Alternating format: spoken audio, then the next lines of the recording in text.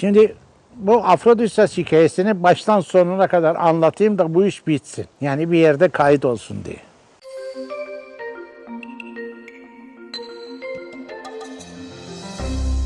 Merhaba, Coşkun Aral anlatıyor da yepyeni bir video ile karşınızdayım. Üstelik benim için çok değerli, iki ayrı önemi olan bir bölüm. Burada yıllar önce ustam Aragüler'i getirip onunla bir Afrodizas bölümü yapmıştık. Afrodizas'ın girişindeki dörtlü kapı Hadyan dönemi kapısı tabii ki bu. Birazdan gezeceğiz ama bu programın benim için başka bir önemi var. Şenay'ın yapmış olduğu Hayat Bana Güzel değil mi? Evet, Hayat Sana Bana güzel Güzeldi. hakikaten. Şenay Kurt'un programlarını biliyorsunuz. Geziyor, o güzel enerjisini bulunduğu doğayla buluşturuyor. Önemli olan o. Onun programında da varım, merak etmeyin ama Çok güzel bir sohbet yaptık. Çünkü İnanılmaz. aslında konuşacak ne çok şey var. Sendeki zaten anılar, hikayeler, değerli deneyimler inanılmaz. Bir kısmı bende, zaten bir kısmı sende. Biraz ikiye böldük Afrodisiyas'ı. hayat benim ne güzel. Ya Hayat Bana Güzel'de Coşkun Aral'la gezmek inanılmaz bir şey tabii ki. Dolayısıyla hayat bana değil şu an hepimize güzel bence. Ve bu güzel günü devam ettirelim. Ya dolaşmamız lazım. Anadolu zengin. Bizim bilmemiz için gezmemiz lazım. Bilenle gezmemiz lazım. Sağ ol demin ki kardeşimiz öyle bir anlattı ki biz olayı hakikaten tarih içinde yolculuk yaptık. İşte bilen önemlidir. Fakat ağaç ayrı keyifli, burada oturmak ayrı. Hele yazın burada oturacaksın böyle buz gibi ne güzel. Evet, şimdi tetra dediğimiz zaman 4 ayaklı oluyor. Ben ustam Aragüler'le burayı tanıdım. Şimdi Şenay geldi benle burayı tanımaya çalıştı. Ama bizden mi sonraki kuşakları da YouTube kanalı tanıtacak. O yüzden birazdan izleyeceğiniz bölüm bundan tam 10 sene önce, şaka demiyorum, Aragüler ustamla burada yapmış olduğumuz o yolculuğun öyküsü. Dikkatle izleyelim. Çünkü burayı gazeteci görevini yaparken kaybolan, bayağı doğa içinde kaybolan Aragüler ustamız rastlantı sonucu buluyor, dünyaya duyuruyor. Burası dünyanın en önemli arkeolojik bölgelerinden biri. Şu anda dünya turizminin en değerli unsurlarından biri. Onu söylüyorum çünkü UNESCO'nun koruma altına aldığı, özellikle bazı özelliklerinden ötürü aldığı ender kurumlardan biri. Bu kapıdan girdik. Tapınağa gidiyoruz. Afrodit Tapınağı da yolun devamında. Ama ondan önemlisi dünyada bozulmamış, dokunulmamış en büyük hipodrom burada arkadaşlar. İnşallah artık dünyaya kazandırıyoruz. Söz senin Şenay. Evet, ben buradan şimdi kapıdan girdim. Zamanında binlerce yıl önce insanların yaptığı gibi ve yolun devamındaki tapınağa doğru ilerleyeceğim. Seni uğurluyorum. Teşekkür Ve ederim. ben de Kolay gelsin. buyurun Aragüler ustamla burada Afrodizas'ı tanıyın bakalım diyorum. Şimdi hayat mecmuasında çalışırken bana dendi ki yahu pazar günü dedi açılışı yapılacak. İşte açılışı siyah beyaz vereceğiz fakat orta sayfaya renkli vereceğiz. Kemer Barajı var, onun açılışını yapacak Adnan Menderes. Bütün bu hikayeler Adnan Menderes devrinin son seçiminden sonraki olaylarda oldu. O işte Kemer Barajı'nın açılışı. Kemer Barajı'nın açılışına gideceğim, resim çekeceğim çünkü 3 gün evvelden vermezsen herifler ortaya basamıyor yani resmi koyamıyorlar. İşte onun için 3 gün evvelden gitmek lazım, çekmek lazım ki yapılsın filan. Geldim, tek uçakla geldim İzmir'e. İzmir'den Aydın'dan Aydın valisine gittim, rica ettim. İşte bana bir araba ver, kemer senin vilayetinde baraj açılacak bilmem ne, Adnan Menderes gelecek. Onun orta sayfasını çekeceğiz. Peki dedi, bana belediyeden bir araba verdi. Biz bununla, o arabayla Nazilli'den de şu barajda, dağların arkasında bir yerdedir. Kemer Barajı var. Fransızlar yapıyor. Bir gittim, bir baktım ki kardeşim imkanı yok resim çekiyor. Çünkü olduğu gibi kontrlümiyer. Ters ışık. Eyvah ne yapacağız? Şimdi aralma var, adam da evine dönecek filan. Akşam 5 olunca dönmesi lazım filan ama ben dedim dağa çıktım şimdi, dağa kadar çıktım. Ta yukarıya çok zor bir şeydi, tırmanıştı. Bak dedim ki güneş gelsin diye. Güneş de bir türlü zor sanki döndü gibi. Çektim anlayacağın Kemer Barajı'nın birkaç tane enayi resmini. Ondan sonra aşağı indik. Şoförde kavgaya başladık. Ben işte bu kadar geç bileceğimi bilseydim başka biri sizi götürürdü. Ben işte karımla randevum vardı bilmem ne filan. Bana işte diyor, kızıyor duruyor filan falan dedim. Ne yapalım yani, şimdi oldu. Şimdi bu ben de işte dedi geldi buralarda dolaştı filan falan derken oradan yolu kaybetti herif. Bir dağların arasına girdik. Gece oldu, karanlık oldu. Korkunç korkunç kayaların arasından geçiyoruz. Bana da korku bastı zaten. Anladın mı? Gidiyoruz aynı yere geliyoruz ya. O zaman bunun gibi asfalt yollar falan yok.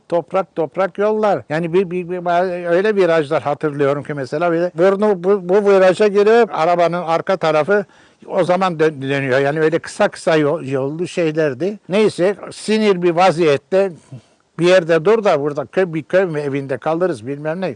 Evladım boş ver hadi filan falan diye sakinleştirmeye çalışıyoruz adamı. Neyse bir yerde durduk kalırız dedik filan falan. Geldik şimdi buraya bir kahveye, o kahvede işte bir taş vardı orada, biraz evvel resmini size gösterdim içeride. O kahveye geldik, o kahvede oturuyoruz, gözümüz alıştı. O zaman da buralara elektrik değil, ruh bile gelmemiş belki filan neyse.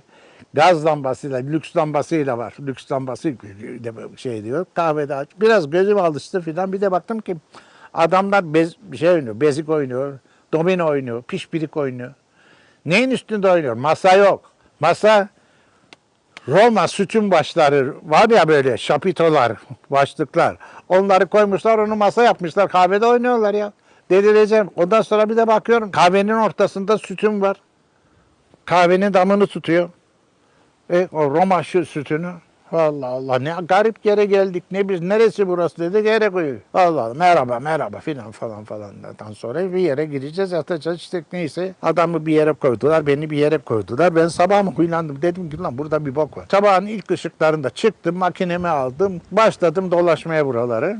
Bir de baktım ki bir lahitin içine böyle üzümleri doldurmuşlar, üstüne çıkmış herifler şıra yapıyor. Şıra eziyor. Roma lahitinin dibini delmişler, altına da plastik kova koymuşlar, şıra topluyorlar. Böyle yani şıra yapılıyor. Ondan sonra çamaşır yıkıyor lahitin birinde adamlar. Ya sokaklarda lahitler ters heykeller, böyle taş diye kullanılmış, ters. Evlerin içinde var filan falan. İşte buraları filan, anladın mı? Bunlar ama yani böyle otların içinde filan görsen yani. Allah Allah, ne biçim yerde, ne buldumsa çektim. Şimdi mesela bu sütun başlarının yalnız başları gözüküyor. Anladın mı? Bir sürü böyle sütun devrilmiş mesela, belli ki orası bir yolmuş. Sonra zelzeleden nedense devrilmiş. Onun arkası tiyatrodur, korkunç güzel. Şimdi ben geldim bunları falan çekiyorum ama neyse topladım artık başka. Beni aldılar, çocuklar önüme düştü. Aldılar beni, orada hipodrom var arkada. Bir hipodrom var. Büyük bir hipodrom var. Onu da çektiler. İçinde herif orakta şey biçiyor abi. Ot biçiyor falan yani. Tarih ve insan kaynaşmış, zamanlar birbirine gelmiş bir dünyanın içine düştüm. Yani hangi devirde yaşıyorum? Bu tarafa dönüyorum mesela, belki 20. asır, bu tarafa dönüyorum 15. asır, bu tarafa dönüyorum Roma devrine bakıyorum gibi, böyle bir yer. Bundan da enteresan ne olur diye. Döndük İstanbul'a geldik. Tam İstanbul'a geldim. Dedim ki ya ben bir yer buldum. Bu nedir bilmem ne. Gittim Şevket Rado'ya gösterdim. Hikmet Berin'e. Bunlar gülmeye başladılar. Lan alay ediyorlar benimle. Gidip enayi şeyler, başları çekersin zaten. Senden ne olur ki falan diyorlar bana. Çünkü onların istediği sinema artistlerini ve böyle aşağılık magazin bugünkü programlarının gibi şeyler çekersen mühim bir şey yapmış olursun. Çünkü beyinleri o zamanın basarının beyni de hakikaten o kadar ve ondan fazla çalışmıyordu zaten. Gene de çalışmıyordu. Neyse. Ondan sonra da şimdi ben profesör arkadaşlara gösterdim. İşte Sabahattin Eyüboğlu, İfşiroğlu, daha başkaları. Bir sürü ya bunun yazısını yazalım filan, iyidir işte bilmem ne filan falan, mühimdir filan. Kimse aldırmıyor. Sabahattin'e söylüyorum ben bir Fransızdan başka lisan yazamam ki, nasıl yazacağım bilmem ne filan, bilmiyorum benim bilmediğim şey filan falan diyor. Rüstem Döveren'e sordum en sonunda. Dedi ki Rüstem ya bunun yazısını dedi bir tane profesör var. Aslı Türk'tür. Fakat Amerikalıdır. Amerikalı oldu. Amerika'da oturuyor. Princeton Üniversitesi'nde. Kenan Erim dedi. Adresini ver dedim sen de bunu. Onun adresini aldım. Şimdi bu daha gelmeden, bunu olmadan evvel şöyle bir şey oldu. Ben bunu aldım. Ulan kimse yazmıyorsa bu işi dedim. Ben Türkçe, benim hanıma da İngilizcesi tercüme ettirdim. Türkçe ben yazdım bu anlattıklarım gibi şeyi. Nasıl geldik, nasıl gittik hikayesini.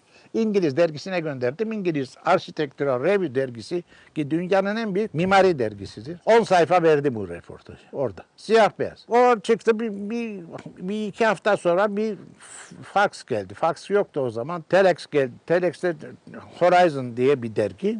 Amerika'dan diyor ki röportajını çok beğendik. O röportajın renklisini istiyoruz. Bize gönderin. 10 sayfa yer ayırıyoruz. Şöyledir böyledir. Peki ne olacak? Ama bize yani biraz yazı malumatı da verin. Yazılı malumatı yok. İşte o zaman işte gittim. Müzeler Genel Müdürü'ydü o zaman. Bu arkeologların falan hepsinden işte izin veren oydu. Rüstem abi vardı. Rüstem Doyuran. Eskiden Arkeoloji Müzesi müdürüydü İstanbul. Dedim ki ya o biri lazım filan. İşte o zaman Kenan Erib'in bu şeyini verdi. Adresini verdi. Ben de gazeteye yazdım ki işte resimler bunlardır. Alın bakın. Bu adamla da temas edin. Yani bu adam bu işi bilir filan falan gibi. O adamın neydi? Kenan Erib'in adını verdi. Ondan geldi Kenan buraya. Yoksa hayatında rüyasında görürdü burayı. Anladın mı? Şimdi ondan sonra tamam bu röportaj yazılacak. Tabii onun birinci bir röportaj Atelier des Empire bilmem ne falan bir isim atmışlar. Ve onun da orada fotoğraflar Ara Güler yazıyor. Ama yazarın adı yok. Yazarın adı nerede biliyor musun Kenan Erib'in? Makalenin sonunda. Çünkü yeteri kadar meşhur değil. Çünkü o dergi hakikaten çok meşhur adamların yazdığı bir dergi. Horizon dergisi. Amerikan en lüks dergisi. En lüks. Mesela siyasi bir yazar yazdı. Siyaset hakkında bir yazı yazsa Winston Churchill yazıyor. Yani Amerikan Cumhurbaşkanı'na gelmez sıra yani. Daha mühim adamlar. Anladın mı? Filan bir dergi. Neyse orada da çıktı. O çıktı, o istedi bilmem ne. UNESCO derken yok bilmem ne derken ortalık birbirine girdi. 130 mu 140 defa sattım ben o röportajı. O kadar yerde çıktı.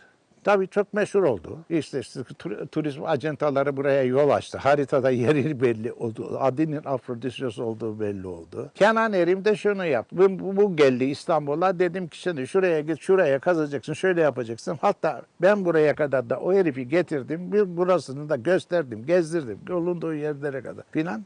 Hayatında memnun oldu. İşte o da düşünüyor ne yapacaktı. Şimdi bir yazı yazmak, yazının devamı lazım. Çünkü orada Horizon gibi bir dergide bir profesörün yazı yazması rüyadır abi. Rüyadır. Horizon dergisine hiçbir yana yazamaz. Şimdi o yazısını yazdı fakat devamını getirmek istiyor. Burasını sevdi. Burası artık kendine bir üs olarak düşündü.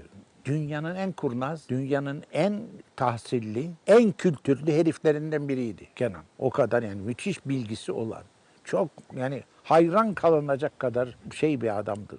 Çok mühim bir adamdı ya. Dünyada 15 tane öyle adam yok. Yani ona rağmen ama kıskanç. İşte ben bir gazeteciyim. Ben bir yeri bulurum. Ben sana bunları gösteririm. Sevinirim bunun için. Ondan sonra sen ne istersen yap. Arkeolog değilim ki ben seninle uğraşayım. Kazı mı yapacağım ulan ben şimdi? Arkeolog değilim. Bilmem ne değilim yani filan. Neye kıskanç? Kitap yaptı. Kitapta bir satır bahsetmiyor bundan. Anladın mı? National Geographical Magazine'den yok bilmem nereden işte onlardan National finanse eder ya sponsor olur bilmem ne. Böyle şeyler arıyor. Para arıyor tabii buranın kazısının parası. Çok para tutuyor filan. Ondan sonra işte bu bütün hafriyatın devam etmesi için sponsor arıyor. Sponsorlar da buluyor. Buraya işte Amerikan sefirini getiriyor. Çalışmaları gezdiriyor, bilmem ne gezdiriyor, diyor bilmem ne. Bir gün de şu taşın üzerine oturuyordum. Oturmuş da otlar vardı bunlar arasında. Oraya çıkmış oturmuştum. Güneşin batmasını mı bekliyorum onun gibi bir şey. Bu da buradan Fransız büyükelçisiyle karısıyla anlata geliyor. Fakat beni otların arasında görmedi. Orada da altımda durup konuşuyor. Şimdi yukarıya bakıp görmüyorlar beni ama aşağıda konuşuyor. İşte bir de o Fransız efiri diyor ki Ara Güler işte bunun röportajını yaptı da Paris maçta da çıktı bunlar. Falan. Aman diyor böyle bir takım yerlerde, arkeoloji yerlerde de çobanlar da bir şeyler görür diyor. Anladın mı? Herife ben de o zaman kızdım işte o zaman anladın mı? Onlar diyor. Yani ne oldu? Şimdi